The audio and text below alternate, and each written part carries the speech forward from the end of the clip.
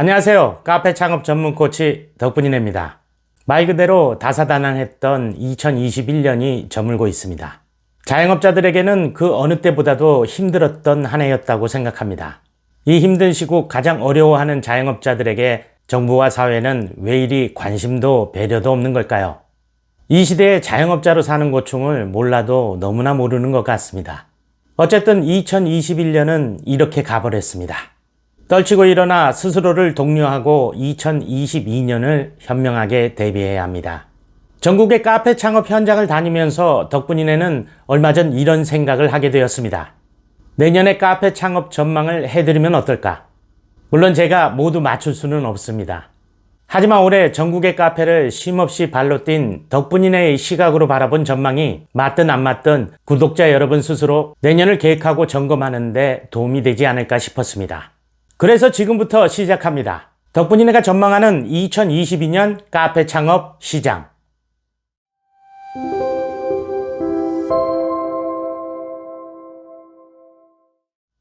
2년을 넘어가는 이번 팬데믹 사태는 주택가 상권을 크게 확장시켜 놓았습니다.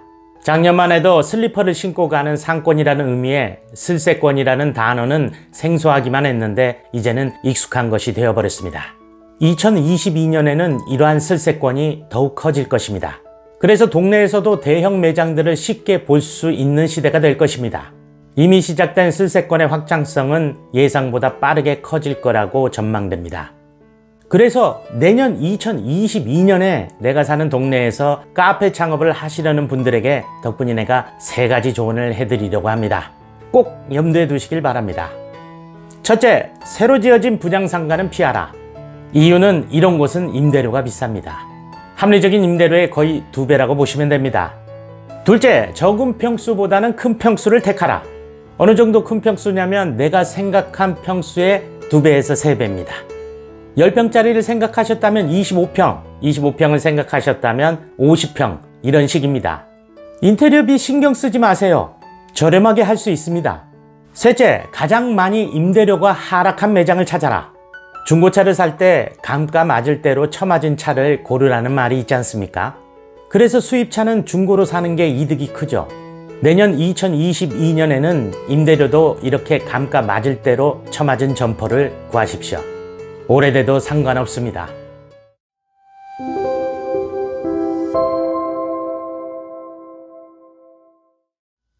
몇 년 전만 하더라도 카페는 평수에 따라 아메리카노 가격이 정해졌습니다.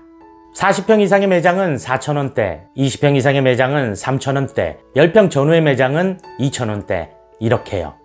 요즘은 이런 공식이 깨져가고 있습니다.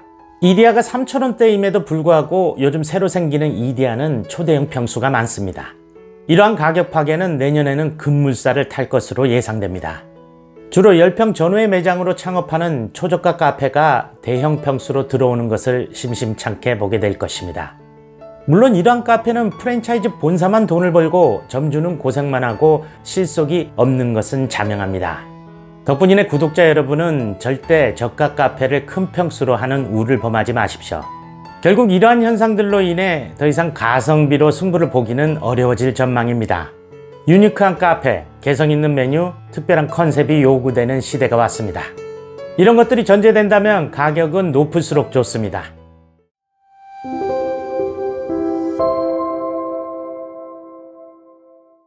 천장은 노출, 바닥은 에폭시, 한쪽 벽은 우드 마감에 액자를 걸고 다른 벽은 파벽돌 마감. 이렇게 각각의 면이 따로 노는 인테리어 스타일은 이미 구식이 되어버렸습니다. 비용이 적게 들어서 너도 나도 이렇게 하다 보니 이제는 너무 흔해져서 식상해버린 거죠. 내년 2022년에는 원톤 인테리어가 많아질 것입니다. 이미 핫플 카페의 대다수가 이런 원톤 인테리어 스타일을 하고 있습니다.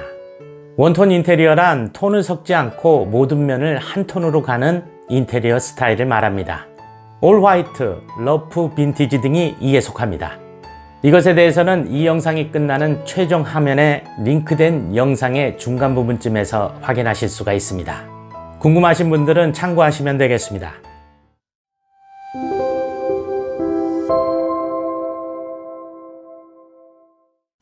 해가 갈수록 서울에서 카페로 성공하기가 어려워지고 있습니다. 3가지의 악재 때문입니다. 첫째, 상권은 예전 같지가 않고, 둘째, 임대료는 높고, 셋째, 경쟁은 많습니다. 종로, 신촌을 비롯한 전통적인 서울 중심 상권은 내리막길을 걸은 지 이미 오래고, 을지로를 비롯한 직장인들 중심의 상권도 점심에만 잠깐 반짝할 뿐입니다. 이번 팬데믹 사태로 내려갔다고는 하나 지방에 비하면 서울은 아직도 높습니다. 내년에도 서울의 임대료 하락률은 지방에 비해 그리 높지 않을 것입니다. 그럼에도 망하면 또 생기고 또 망하면 또 생겨납니다. 신기할 정도입니다. 어찌된 것이 카페는 경쟁이 줄어들질 않습니다.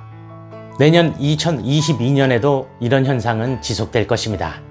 반면에 지방 쪽 상황은 상대적으로 창업에 유리합니다.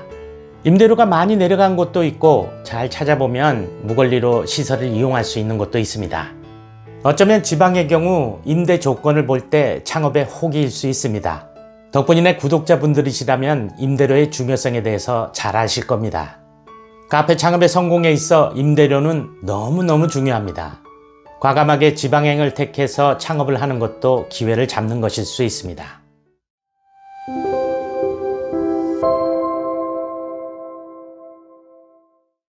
2년의 팬데믹 사태 동안 카페 창업에서 가장 괄목할 만한 성공을 거둔 분야가 있다면 그것은 바로 야외 카페입니다. 그 이유에 대해서는 덕분이네가 이전 영상에서 몇 번 말씀드린 바가 있습니다. 내년 2022년에는 이전보다 더 폭발적으로 야외 카페 창업이 이루어질 거라고 봅니다. 요즘 사람들의 소비 심리를 보면 직장 근처보다는 집 근처가 낫고 집 근처보다는 야외가 더 낫다고 생각합니다.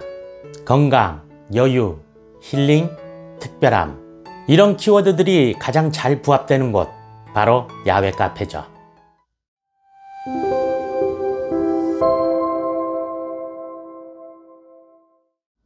오래전 카페의 영업 방식은 홀을 위주로 하는 매장형 영업 방식이었습니다. 그러다가 스타벅스가 테이크아웃이라는 새로운 영업 방식을 들고 왔죠. 이후 카페벤에는 테이크아웃과 매장형 영업 방식을 혼합시킵니다. 그러다 팬데믹 사태를 맞이했습니다. 테이크아웃과 매장형만으로는 수지를 맞출 수가 없게 됩니다. 그래서 배달을 합니다. 그런데 막상 해보니 배달은 매출에 비해 수익이 너무 적습니다. 내년 2022년에는 홀 영업, 테이크아웃, 배달, 이 세 가지 영업 방식을 모두 하는 카페가 많아질 것입니다. 이는 전망이라기보다 생존을 위한 필연적 방식일 겁니다.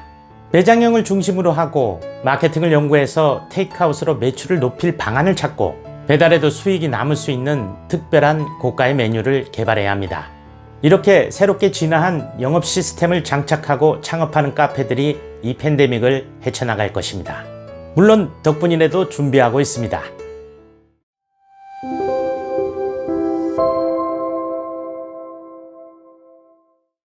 소형 매장이 많이 생기긴 하지만 성공 확률은 대형 매장에 비해 매우 낮습니다.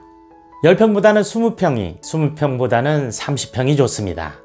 카페가 점점 대형화하고 있습니다.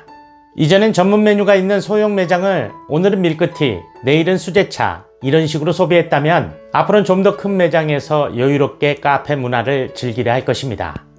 이는 동네에도 대형 매장이 계속 생겨날 것이기 때문입니다. 그래서 멀티 메뉴를 갖추어야 합니다. 앞으로 20평대 이상의 카페에서는 멀티 메뉴가 필수라고 할 수 있겠습니다. 멀티 메뉴라 하면 웬만한 카페 메뉴는 다 있는 것을 뜻합니다. 에스프레소 커피, 드립커피, 스무디, 주스, 에이드, 수제차, 아이스크림, 모든 라떼류, 베이커리 10종, 시그니처 사이드 메뉴 1종, 디저트 1종, 이렇게요. 메뉴의 다양성을 최대한 확보한 카페의 성공 확률이 높아지는 2022년이 될 것입니다. 어떠세요? 도움이 좀 되셨나요? 도움이 되셨다면 구독과 좋아요 꾹 눌러주세요. 알람 설정도 잊지 마시고요. 저에겐 큰 도움이 됩니다. 이 채널이 있는 이유는 당신이 있기 때문입니다. 당신의 덕분입니다. 이제부터 여러분들 했어요. 여러분들 구독과 좋아요 부탁드립니다.